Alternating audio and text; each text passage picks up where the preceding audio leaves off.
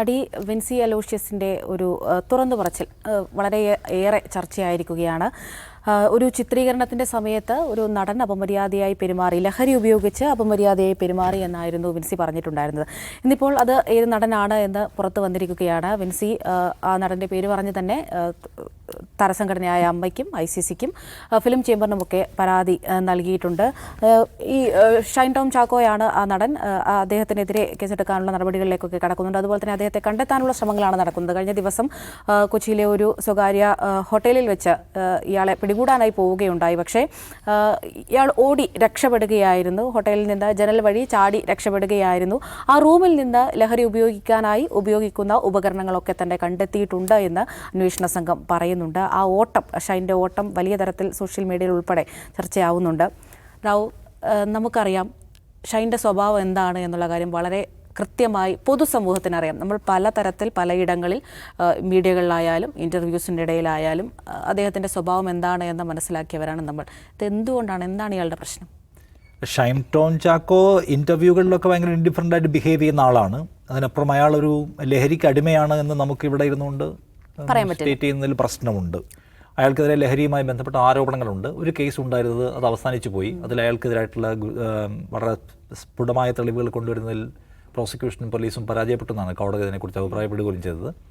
രണ്ടാമതിപ്പം വിൻസി ഒരു ആരോപണം ഉന്നയിച്ചിരിക്കുകയാണ്. അതിൽ പറയുന്ന പേര് ഇദ്ദേഹത്തിൻ്റെതാണ് എന്ന് സിനിമാ സംഘടനകൾ ഇപ്പോൾ അദ്ദേഹത്തിൻ്റെ പേര് പുറത്തുവിടുകയും ചെയ്യുന്നുണ്ട്. അപ്പോൾ ഇദ്ദേഹം ലഹരിക്ക് അടിപ്പെട്ടിരിക്കുന്നോ, ലഹരി ഉപയോഗിക്കുന്നോ, ലഹരിയുടെ ഒരു വലയത്തിൽ പെട്ടതിന് ശേഷം സെറ്റിനകത്ത് കുഴപ്പമുണ്ടാക്കുന്നുണ്ടോ, സഹപ്രവർത്തകരുടെ മോശമായി പെരുമാറുന്നു, ഇത്തരം പരാതികളുണ്ട്. ആ പരാതി ഇൻവെസ്റ്റിഗേറ്റ് ചെയ്യപ്പെട്ടതാണ്. അമ്മ അവരുടെ ഒരു ഇൻഹൗസ് ഗ്രൂപ്പിനെ നിയോഗിച്ചിട്ടുണ്ട്, അല്ലേ, ഒരു ടീമിനെ നിയോഗിച്ചിട്ടുണ്ട് അന്വേഷിക്കാൻ. പോലീസിൽ ഇവർ പരാതി കൊടുത്തിട്ടില്ല. പോലീസ് പരാതി എടുക്കുന്നില്ല എന്നാണ്, സ്വമേധയാ പരാതി എടുക്കേണ്ടതില്ലെന്നാണ് പോലീസിൻ്റെ തീരുമാനം എന്നാണ് നമ്മളിപ്പോൾ മനസ്സിലാക്കുന്നത്. അപ്പോൾ അമ്മ അത് അന്വേഷിക്കാൻ തീരുമാനിച്ചിട്ടുണ്ട്. അമ്മ അത് അന്വേഷിച്ച് അതിനകത്ത് എന്താണ് സംഭവിച്ചത് എന്ന കാര്യം കണ്ടെത്തണം. എനിക്ക് തോന്നുന്നു അമ്മ കുറച്ച് നിർബന്ധിതമാകുമായിരിക്കും കർശനമായ എന്തെങ്കിലും നടപടി എടുക്കാൻ. കാരണം ലഹരി വലിയ പ്രശ്നം നാട്ടിലുണ്ടാക്കിക്കൊണ്ടിരിക്കുകയാണ്. ഒരുപാട് വലിയ അക്രമങ്ങൾ നമ്മൾ കണ്ടു. അമ്മയെ കൊല്ലുന്നതിൻ്റെ, സഹോദരങ്ങളെ ആക്രമിക്കുന്നതിൻ്റെ, അപ്പോൾ കുടുംബത്തിലെ മുഴുവൻ പേരെയും കൊന്നുകളയുന്നതിനെ പറ്റിയുള്ള കഥകൾ കേൾക്കുകയും ലഹരിക്കെതിരെ സംസ്ഥാനത്ത് വലിയ തോതിലുള്ള ഒരു ഡിസ്കഷൻ സമൂഹ മണ്ഡലത്തിൽ നടക്കുന്നുണ്ട്, സമൂഹമധ്യത്തിൽ. സോ അതുകൊണ്ട് ഇപ്പോൾ ഉയർന്നു വന്നിരിക്കുന്ന ഈ പരാതി ഇൻഡസ്ട്രിക്കകത്ത് തന്നെയുള്ള ഒരാൾ ഉന്നയിച്ചിട്ടുള്ള പരാതിയാണ്. ആ പരാതിന്മേൽ ഒരു ലൈറ്റായ സമീപനം എടുക്കാനോ അതിനെ ഒന്ന് ഡൗൺ പ്ലേ ചെയ്യാനോ അതിൽ നിന്ന് വിട്ടുപോകാനോ സിനിമാ സംഘടനകൾക്ക് കഴിയുമെന്ന് തോന്നുന്നില്ല. രണ്ട് കാര്യങ്ങളുണ്ട്. ഒന്നാമത്തേത്, സിനിമാ സംഘടനയ്ക്കകത്ത് തന്നെ ഈ ലഹരി ഉപയോഗത്തിൻ്റെ പ്രശ്നവുമായി ബന്ധപ്പെട്ട് കർശന സമീപനം വേണമെന്ന് പ്രൊഡ്യൂസേഴ്സിനടക്കം ആഗ്രഹമുണ്ട്. പക്ഷേ അത് പലപ്പോഴും നടക്കാറില്ല. പക്ഷേ ഇത്തവണ എനിക്ക് തോന്നുന്നു അമ്മയുടെ കൂടി ഒരു സഹകരണം ആ കാര്യത്തിൽ കിട്ടിയേക്കും. കാരണം അമ്മയ്ക്ക് ഒഴിഞ്ഞു മാറാൻ കഴിയില്ല ഈ പരാതിന്മേൽ. കാരണം ഓൾറെഡി അവരുടെ ഒരു അംഗമാണ് പരാതി കൊടുത്തിട്ടുള്ളത്. മൊത്തം ഈ സാമൂഹ്യമായ സമ്മർദ്ദം, സർക്കാരിൻ്റെ പ്രഷർ എല്ലാം കൊണ്ട് ഒരുപക്ഷെ ഒരു സ്ട്രോങ് ആയിട്ടുള്ള നടപടിയിലേക്ക് പോകാനുള്ള സാധ്യത ഉണ്ട് എന്നാണ് എനിക്ക് തോന്നുന്ന ഒരു കാര്യം. സിനിമയ്ക്കകത്ത് വലിയ തോതിൽ ഡ്രഗ്സിൻ്റെ ഉപയോഗമുണ്ട് എന്ന കാര്യം തർക്കമില്ലാത്ത ഒരു സംഗതിയാണ്. അത് നിയന്ത്രിക്കാൻ ഇൻഡസ്ട്രിക്ക് അകത്തുള്ള ആളുകൾക്ക് നേരിട്ട് എന്തുമാത്രം കഴിയുമെന്ന് ചോദിച്ചാൽ സംശയം. നമ്മുടെ എക്സൈസിനെ പോലെയുള്ള, പോലീസിനെ പോലുള്ള സംവിധാനങ്ങൾ സിനിമയല്ലേ, കുറച്ച് പ്രിവിലേജ്ഡ് ആയിട്ടുള്ള ഒരു ഏരിയയാണ്. അവിടേക്ക് കയറുന്ന എല്ലാവരെയും പിടിക്കാനൊന്നും പൊതുവെ അങ്ങനെ ധൈര്യപ്പെട്ടില്ല. അവരുടെ റെയ്ഡുകളും ഡ്രൈവുകളും ഒന്നും അങ്ങോട്ട് അങ്ങനെ പോകാറില്ല. അതുകൊണ്ട് തന്നെ സ്വാഭാവികമായിട്ടും ആ പ്രിവിലേജ് ഉപയോഗിച്ചുകൊണ്ട് വലിയ തോതിൽ അതിനകത്ത് ലഹരിയുടെ ഉപയോഗം നടക്കുന്നുണ്ട്. സോ അത് അവസാനിപ്പിക്കാനുള്ള, ഈ പരാതിയെ ഗൗരവത്തിലെടുക്കുകയും അത് അവസാനിപ്പിക്കാനുള്ള സ്ട്രോങ് സ്റ്റെപ്സ് എടുക്കേണ്ടവരെല്ലാം എടുക്കണം എന്നാണ് എനിക്ക് തോന്നുന്നൊരു കാര്യം. ഏതെങ്കിലും ഒരു പ്രത്യേക മേഖലയ്ക്ക് ഇളവ് കൊടുക്കാൻ പാടില്ല. മറ്റൊന്ന്, ഈ പറയുന്ന ആളുകൾക്കെതിരെ ഉയർന്നു വരുന്ന പരാതികൾ അതിന്മേൽ നടപടി എടുക്കുക എന്ന് വെച്ചാൽ അവരെ തന്നെയും രക്ഷിക്കുക എന്ന് പറഞ്ഞ ഒരു കാര്യമുണ്ടല്ലോ. ഇപ്പോൾ ഷൈൻ ടോം ചാക്കോയാണോ, അല്ലെ മറ്റാരെങ്കിലും ആണോ, വേറെ പലരെക്കുറിച്ച് തന്നെ ആരോപണമുണ്ട്. ഗുരുതര ആരോപണം നേരിട്ട ശ്രീനാഥ് ഭാസിയെ പോലുള്ള നടന്മാരുണ്ട്. അവർക്കൊക്കെയും അവർക്ക് തോന്നുമ്പടി, ഈ വ്യക്തികളുടെ പേര് വെച്ചല്ലേ പറഞ്ഞത്, ഇപ്പോൾ ഏതെങ്കിലും താരങ്ങൾ, ആളുകളൊക്കെ ലഹരി ഉപയോഗിക്കുന്നു, അവർക്ക് തോന്നുമ്പടി ലഹരി ഉപയോഗിക്കാനും ലഹരി ഉപയോഗിച്ച് പെരുമാറാനും കഴിയുന്ന ഒരു അന്തരീക്ഷം ക്രിയേറ്റ് ചെയ്യപ്പെട്ടാൽ അത് കാര്യങ്ങളെ, അത് ആ ഇൻഡസ്ട്രിയുടെ അറ്റ്മോസ്ഫിയറിനെ മോശമാക്കും. എന്ന് മാത്രമല്ല, അത് അവരെ തന്നെയും, ഈ പറയുന്ന ഉപയോഗിക്കുന്ന ആളുകൾ തന്നെയും, ഇത് ആത്യന്തികമായി എന്താ സംഭവിക്കുക, അപ്പോൾ ആത്യന്തികമായി ഗുരുതരമായ ആരോഗ്യ പ്രശ്നത്തിലേക്ക് പോകണം.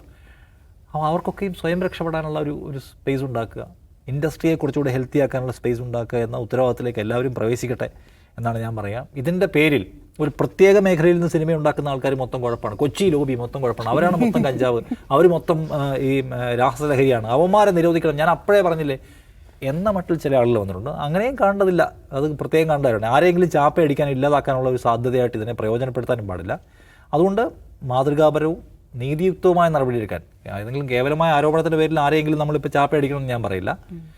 ശരിയായ നടപടിയെടുക്കാൻ എല്ലാവർക്കും കഴിയട്ടെ. എല്ലാവരുടെ സഹകരണം അതിൽ ഉറപ്പാക്കാൻ പറ്റുമെന്നാണ് ഞാൻ പറയാം. സാർ, ഈ റാവു ഇപ്പോൾ പറഞ്ഞതുപോലെ തന്നെ സിനിമാ മേഖലയ്ക്കുള്ളിലെ ഈ ലഹരി ഉപയോഗം അത് വളരെ ഒരുപാട് ചർച്ച ചെയ്യപ്പെട്ട ഒരു കാര്യം തന്നെയാണ്. പക്ഷേ ഇപ്പോഴും അത് അങ്ങനെ തന്നെ നടന്നുകൊണ്ടേയിരിക്കുന്നു എന്നുള്ളതാണ് ഈ പുറത്തു വരുന്ന പരാതികളിൽ നിന്നും അല്ലെങ്കിൽ തുറന്നു പറച്ചിലുകളിൽ നിന്നൊക്കെ നമുക്ക് മനസ്സിലാവുന്നത്. നമുക്കറിയാം ഈ സംസ്ഥാന സർക്കാരിൻ്റെ ഇതിൻ്റെ ഭാഗമായിട്ട് തന്നെ ഫെഫ്കെ ഒക്കെ പറയുന്നുണ്ടായിരുന്നു, ഇതിൻ്റെ ഉള്ളിലും അതെ പറഞ്ഞിട്ടുണ്ടായിരുന്നല്ലോ. അപ്പോൾ ഇനിയെങ്കിലും ഇത് നടക്കുമോ? അങ്ങനെ ചോദിച്ചാലേ ലഹരിക്കെതിരായിട്ടുള്ള പ്രഭാഷണങ്ങൾ, സുഭാഷിതങ്ങൾ, ധർമ്മോപദേശങ്ങൾ, അതേപോലെ നിയമ നടപടികൾ, ഇത് എത്ര കാലമായിട്ടുണ്ട്. പക്ഷെ ലഹരി അവിടെ ഉണ്ടല്ലോ. നമ്മളിതിനെ എങ്ങനെ കാണുന്നുള്ളൊരു ഭയങ്കര കൺഫ്യൂസിങ് ആയുള്ള സംഗതിയാണ്. അപ്പം ഗവൺമെൻറ്റിനെ സംബന്ധിച്ചിടത്തോളം, ലോ എൻഫോഴ്സിങ് ഏജൻസീസിനെ സംബന്ധിച്ചിടത്തോളം അവർ ലോയാണ് നോക്കുന്നത്. NDPS ആക്ട്, ചിലപ്പോൾ IPCയിലോ BNS ഒക്കെയുള്ള എന്തെങ്കിലും ആക്ടുകളൊക്കെ ഉണ്ടാവുമായിരിക്കും. പക്ഷേ ഒരു ലഹരി കടിമപ്പെട്ട ഒരു മനുഷ്യൻ, അയാളോട് NDPS പ്രകാരം നിങ്ങളിത് കൺസ്യൂം ചെയ്യുന്ന കുറ്റമാണ് എന്ന് പറഞ്ഞിട്ട് എന്താ കാര്യം? പക്ഷേ അതിൽ വകുപ്പുകളൊക്കെ ഉണ്ട് പറഞ്ഞു കൊടുക്കുക. എന്നിട്ട് അയാളത് കൺസ്യൂം ചെയ്യുമ്പോൾ അയാളെ പിടിച്ച് അകത്തിടുകയാണ്, ജയിലിലിടുകയാണ്. എന്താ കാര്യം? ഒരു കാര്യമില്ല. അയാൾ ജയിലിലെത്തിയിട്ട് ജയിലിൽ ഇതിനേക്കാൾ ഗംഭീര നെറ്റ്വർക്ക് ഉണ്ടാവും ഇതിന് വേണ്ടിയിട്ട്. PK ഫിറോസ് ഇപ്പോൾ ഒരു പ്രസംഗത്തിൽ പറയുന്നുണ്ട്, ഒരു കഞ്ചാവ് ഉപയോഗിക്കുന്ന മോൻ എന്ന് പറഞ്ഞാൽ അമ്മ വീട്ടിൽ ഒന്ന് പരാതി പറഞ്ഞപ്പോൾ ആ മോനെ വിളിച്ച് ഉപദേശിച്ചപ്പോൾ ഉപദേശം മുഴുവൻ കേട്ട് അവൻ തിരിച്ചു വയ്ക്കുകയാണ്. ഫിറോസ് ഖാൻ, നിങ്ങൾ ഇത് ഉപയോഗിച്ച് നോക്കിയിട്ടുണ്ടോ? ഇതൊന്ന് ഉപയോഗിച്ച് നോക്ക്, പ്രസംഗിക്കാനൊക്കെ നല്ല ഇത് കിട്ടും. അപ്പോൾ ഇതൊരു NDPS വഴി പരിഹരിക്കാവുന്നൊരു പ്രശ്നമല്ല.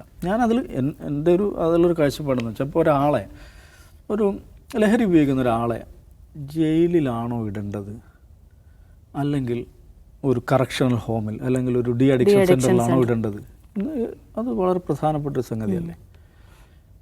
ലഹരി ഉപയോഗിച്ച ഒരാളെ ജയിലിൽ അടച്ചതുകൊണ്ട് എന്തെങ്കിലും ഗുണം ഉണ്ടായിട്ടുണ്ടോ? എൻ്റെ അറിവില്ല. അവർ കൂടുതൽ അയാൾ ലഹരി ഉപയോഗിക്കുന്ന ഒരാളായിരുന്നെങ്കിൽ ജയിലിൽ പോയി തിരിച്ചു വരുമ്പോഴേക്കും അയാളതിൻ്റെ കരിയറായിട്ട് മാറുന്നതാണ് നമ്മൾ കാണുന്നത്. അതിന് പല ഘടകങ്ങളുണ്ട് അമൃത. അതിൻ്റെ കാര്യം എന്ന് വെച്ചിട്ടുണ്ടെങ്കിൽ, ഞാൻ കരിയറായി മാറാമെന്ന് തീരുമാനിക്കുന്നുണ്ടല്ലോ. ഇവനിപ്പോൾ ഒരു കഞ്ചാവുമായിട്ട് പിടിച്ചിട്ട് അകത്തിടുന്നതോടുകൂടി ഇവൻ എന്തായി? കഞ്ചാവടിക്കാരനായി. അവന് നാട്ടിൽ വിലയില്ല, വീട്ടിൽ വിലയില്ല, കുടുംബത്തിൽ വിലയില്ല, എവിടെയും സ്കൂളിൽ വിലയില്ല. അവന് കുഴപ്പക്കാരനായി. പക്ഷെ അവനൊരു ക്രിമിനലായി മാറി. അപ്പോൾ അവനെ ഇജക്റ്റ് ചെയ്യാണ്, സമൂഹം ഇജക്റ്റ് ചെയ്യാണ്, കുടുംബം ഇജക്റ്റ് ചെയ്യാണ്, അവൻ്റെ എല്ലാ അടുത്ത വൃത്തങ്ങളും അവനെ ഇജക്റ്റ് ചെയ്യാണ്. അപ്പോൾ അവനെ സംബന്ധിച്ചിടത്തോളം അവന് പിന്നെ ബാക്കിയായ ജീവിതം എന്താണ്? ഇതിൻ്റെ പിറകെ പോവുക എന്നുള്ളതാണ്. അപ്പോൾ NDPSൻ്റെ അല്ലെങ്കിൽ BNSൻ്റെ IPCയുടെ ചമ്മട്ടി കൊണ്ടാണോ, അതല്ല സഹാനുഭൂതിയുടെയും കരുതലിൻ്റെയും ഒക്കെ സ്പർശം കൊണ്ടാണോ ഈ മനുഷ്യരെ നമ്മൾ കൈകാര്യം ചെയ്യേണ്ടതെന്നൊരു ചോദ്യമുണ്ട്, വളരെ പ്രധാനപ്പെട്ട ചോദ്യമുണ്ട്. അപ്പോൾ അതുകൊണ്ട് NDPS വഴി അല്ലെങ്കിൽ നിയമ സംവിധാനങ്ങൾ വഴി മാത്രം പരിഹരിക്കാവുന്നൊരു പ്രശ്നമല്ല അത്.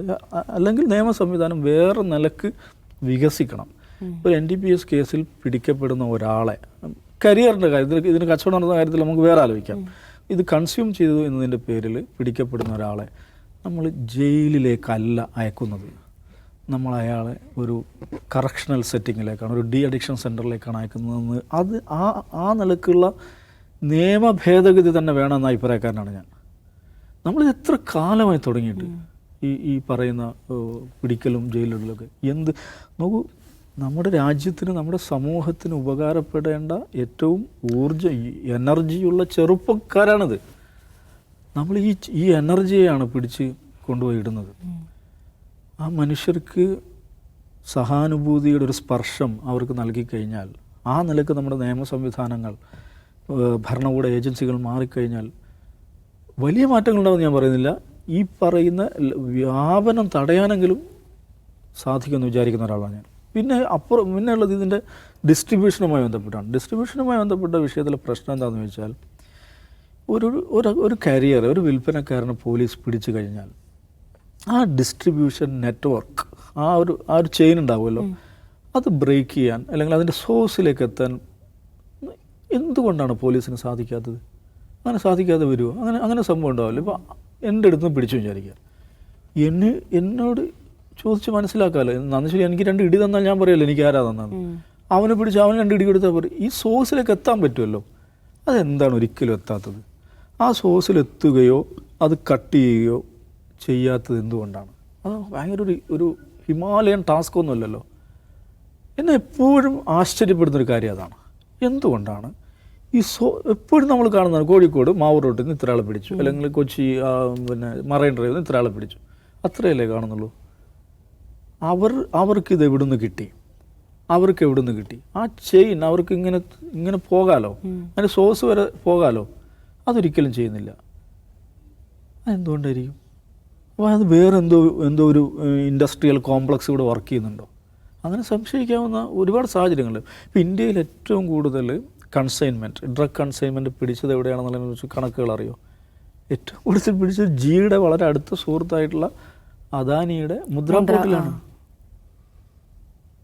അതെന്തുകൊണ്ടാണ്? അത് എവിടുന്ന് വന്നാണ്? കെജ്രിവാൾ ഇതേക്കുറിച്ച് ഓൺ റെക്കോർഡ് ഇതിനെക്കുറിച്ച് പറയുന്നുണ്ട്. എന്തുകൊണ്ടാണ്, ഞാൻ പറയുന്നത് മുഴുവൻ ഇയാൾ വിതരണം ചെയ്യുന്നൊന്നുമല്ല, എന്തുകൊണ്ടാണ് ഇത് സോഴ്സിലേക്ക് എത്താത്തത്? ഈ കൊല്ലം കടക്കലിൽ കഴിഞ്ഞ മാസം 10 കോടി രൂപയുടെ ലഹരിയാണ് ഒരു ലോറിയിൽ നിന്ന് പിടിച്ചത്. അപ്പോൾ അത് കൊണ്ടുവരുന്ന ചില്ലറക്കാരായിരിക്കില്ല. പക്ഷെ അതിൻ്റെ പിന്നാമ്പുറത്തെക്കുറിച്ച് പിന്നീട് ഒരു അപ്ഡേറ്റ് ഇല്ല. അത് പിടിക്കുന്നു, അത് വലിയ വാർത്തയാവുന്നു. നമുക്ക് അത് എന്താ പറയുക, നമ്മുടെ ലണ്ടൻ പോലീസോ അല്ല FBI ഇന്റർപോളൊന്നും വരേണ്ട കേസല്ലല്ലോ ഇത്. നമ്മുടെ നാട്ടിലൊരു പയ്യൻ്റെ ഇരുന്ന് 1 കിലോ കഞ്ചാവ് പിടിക്കുന്നു, അല്ലെങ്കിൽ MDM പിടിക്കുന്നു വിചാരിക്കുക. അതിൻ്റെ സോഴ്സ് എന്താണ് എന്ന് കണ്ടുപിടിക്കാൻ സാധിക്കേണ്ടല്ലേ? എൻ്റെ പോയിൻ്റ് ഇതാണ്, ലഹരി വ്യാപനത്തെക്കുറിച്ച് സർക്കാരും മാധ്യമങ്ങളും എല്ലാവരും ഇത് വലിയ ബഹളം ഇതാക്കുന്നു. പക്ഷെ അതിന് യഥാർത്ഥം നടക്കേണ്ട കാര്യം നടക്കുന്നില്ല. ഇതിങ്ങനെ തുടർന്നുകൊണ്ടിരിക്കുകയാണ്. നമ്മളിപ്പോഴത്തെ വിഷയം ഷൈൻ്റെ കാര്യമാണ്. ഷൈൻ്റെ നേരത്തെ തന്നെ ഷൈനെതിരെ പല ആരോപണങ്ങൾ വന്നിട്ടുണ്ട്. ഇപ്പോൾ അതിൽ വിൻസി അലോഷ്യസ് എടുത്ത ഒരു സമീപനം, അവരിങ്ങനെയൊക്കെ പറയുമ്പോഴും അവർ ആളുടെ പേര് പറയുന്നില്ല.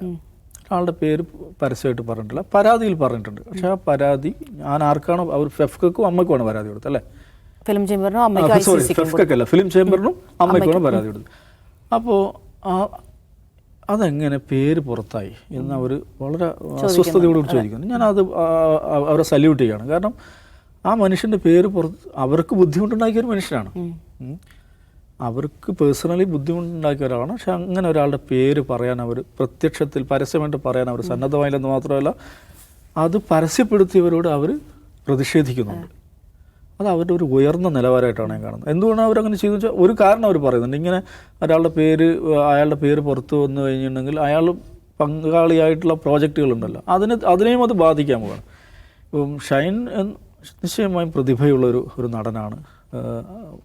അങ്ങേരിങ്ങനെ ഈ പറയുന്ന ലഹരിയുടെ ഇതിൽ പെട്ട് നശിക്കുന്നത് നമുക്ക് ഈ ഇൻഡസ്ട്രിക്ക് നഷ്ടമാണ്, മലയാളം സിനിമ ആസ്വാദകർക്ക് നഷ്ടമാണ്, എല്ലാവർക്കും നഷ്ടമാണ്. ആ മനുഷ്യരെ നമുക്ക് വേണം. ഇപ്പോൾ പുള്ളി ഇറങ്ങി ഓടി ഇതൊക്കെ റൂമിൽ നിന്ന് ഇതൊക്കെ ഭയങ്കരമായിട്ട് ആളുകൾ ആഘോഷിക്കുകയും ട്രോൾ ചെയ്യുകയും ചെയ്യുന്നുണ്ട്. അങ്ങനെ ചെയ്യരുതെന്നുള്ള അഭിപ്രായക്കാരനാണ്. കാരണം ലഹരിക്ക് അടിമയാണെങ്കിൽ, ആ ലഹരിക്ക് അടിമയായ ഒരാൾ ചെയ്യുന്ന കാര്യങ്ങൾ അതിനെ പരിഹാസ്യമായിട്ടെടുത്ത് അതിനിങ്ങനെ ട്രോളി ആ മനുഷ്യനെ നശിപ്പിക്കരുത് എന്ന് തന്നെയാണ് എൻ്റെ നിലപാട്. തിരിച്ച് കിട്ടണം, ഷൈനെ തിരിച്ച് കിട്ടണം. അപ്പോൾ അതിൽ വിൻസി സ്വീകരിച്ച സമീപനം വളരെ ഉയർന്ന സമീപനമാണ്. ഷൈനോട് പറയാനുള്ളത്, ഷൈൻ്റെ സുഹൃത്തുക്കളോട് പറയാനുള്ളത്, ആ പ്രതിഭയെ മലയാള സിനിമയ്ക്ക് തിരിച്ചു കിട്ടാൻ എന്താണ് വേണ്ടതെന്ന് അവർ ചെയ്യണം. ഭരണകൂടം കുറച്ചും കൂടെ പോസിറ്റീവായിട്ട് ഈ പ്രശ്നത്തെ സമീപിക്കണം. ഭരണകൂടം മാത്രമല്ല, ഭരണകൂടവും മാധ്യമങ്ങളും എല്ലാ മനുഷ്യരും, ഈ ലഹരിക്കടിമപ്പെട്ടു പോയ മനുഷ്യർക്ക് ചുറ്റും ജീവിക്കുന്ന എല്ലാവരും അതിന് കുറച്ചും കൂടെ പോസിറ്റീവായിട്ട് കാണണമെന്നാണ് അതിലെനിക്ക് പറയാനുള്ളത്.